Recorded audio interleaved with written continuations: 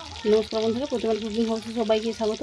আজ আমি বানাবো মাছের তেল পোঁটা দিয়ে আলু বেগুনের তেল ঝালের রেসিপি যদি ভালো লাগে থাকে লাইক কমেন্ট শেয়ার সাবস্ক্রাইব করে দিও, পাশে থাকা বেল আইকনটি প্রেস করে দিও। যে কোনো ভিডিও ছাড়ার সঙ্গে সঙ্গে নোটিফিকেশন তোমাদের কাছে পৌঁছে যাবে। চলো তাহলে তেল পোঁটা রেসিপি আমি কীভাবে বানিয়েছি আর কী কী উপকরণ নিয়েছি সেটাই তোমাদেরকে দেখাই। আজ আমি বানাবো মাছের তেল পোঁটা দিয়ে আলু বেগুনের তেল ঝালের রেসিপি। সেই জন্য মাছের তেল পোঁটা নিয়েছি, আলু নিয়েছি, বেগুন নিয়েছি, টমেটো নিয়েছি। এগুলোকে সব পরিষ্কার করে ধুয়ে নিয়েছি।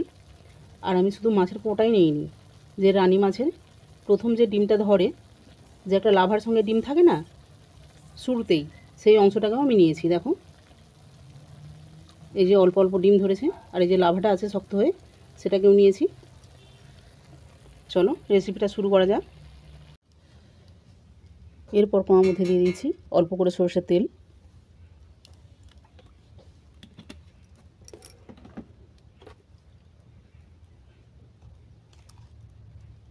তেলের মধ্যে দিলাম অল্প করে লবণ,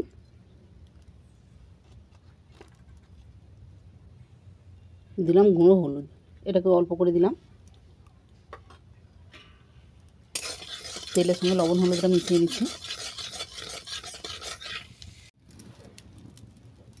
তেলের সঙ্গে লবণ হলুদটা মেশানো হয়ে গেছে। এরপর তেল পোঁটাগুলোকে আমি ভেজে নিচ্ছি। তেলটা গরম হয়ে গেছে।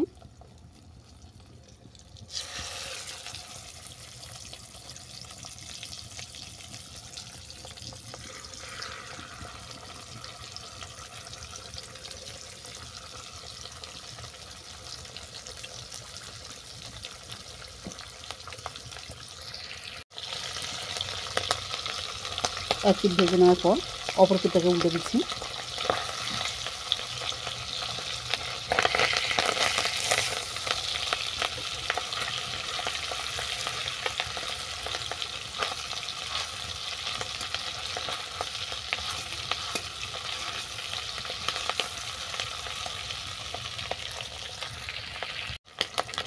তেল পোঁটাগুলো ভাজা হয়ে গেছে, এগুলো কড়া থেকে নামিয়ে নিচ্ছি।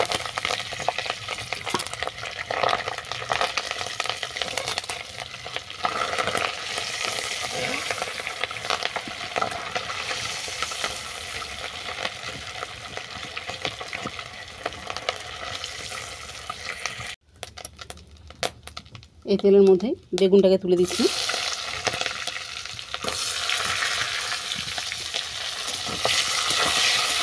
বেগুনটাও বাদামি করে ভেজে নেব।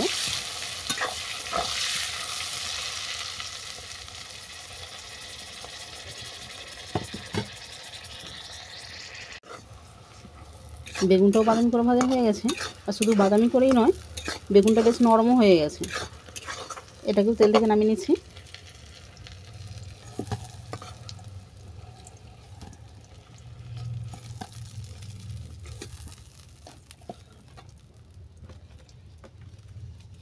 এই তেলের মধ্যে দিয়ে দিলাম তেজপাতা, শুকনো লঙ্কা,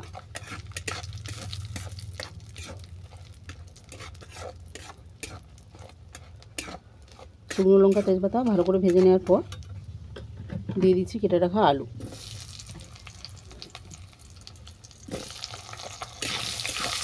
আলুটাকেও বাদামি করে ভেজে নেব।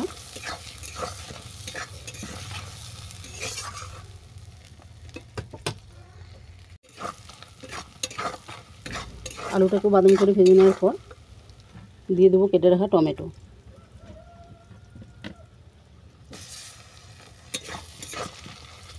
সরষের তেলের মধ্যে মাছের তেল ভাজার কারণে তেলের কাতটা উঠছে, ভয় পাবে না, এর মধ্যেই বানিয়ে নেবে।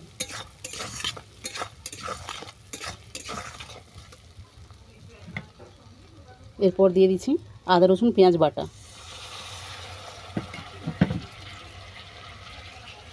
দিলাম গ্রেট করা টমেটো,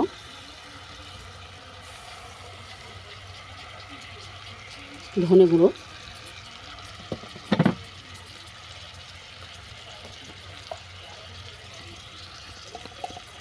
এরপর দিচ্ছি জিরে গুঁড়ো,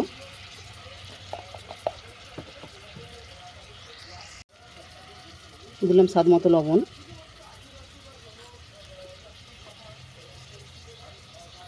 হলুদ গুঁড়ো,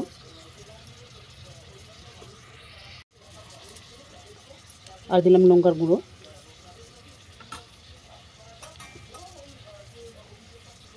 দিয়ে দিলাম চেরা কাঁচা লঙ্কা। এই মশলাগুলোকে ভালো করে কষিয়ে নেব।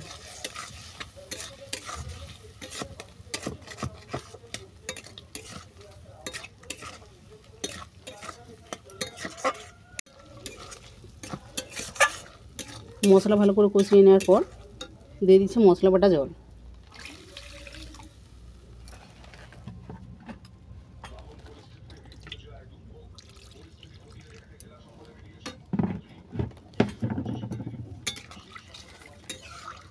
এটাকে নেড়ে ছেড়ে একটা ডিশ ঢেকে দেবো 7 মিনিটের জন্য।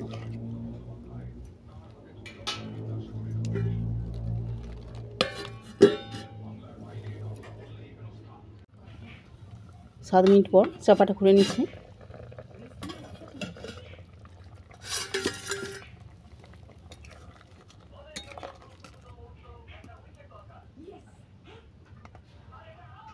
দেখো আলু আরে ভালোভাবে সেদ্ধ হয়ে গেছে।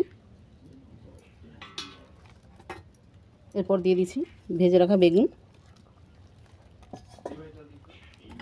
ভেজে রাখা তেলকোঁটা,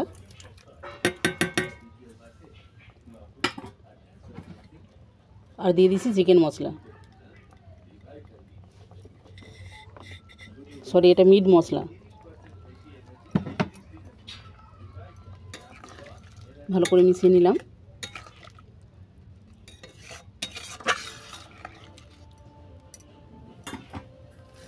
আবারও আমি 5 মিনিটের জন্য ডিশটা ঢেকে দিচ্ছি।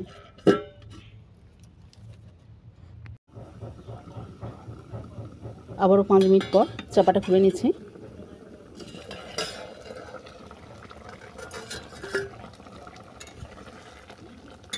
দেখো তেল ঝালটা মাখো মাখো হয়ে গেছে। এরপর দিয়ে দিচ্ছি কুচানো ধনেপাতা।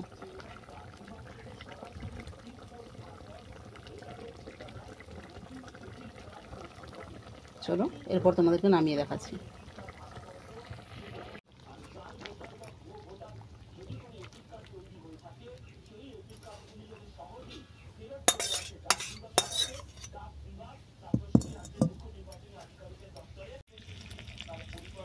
মাছের তেল পোঁটা দিয়ে আলু বেগুনের তেল ঝালের রেসিপি কেমন হয়েছে আমাকে কমেন্ট করে জানিও।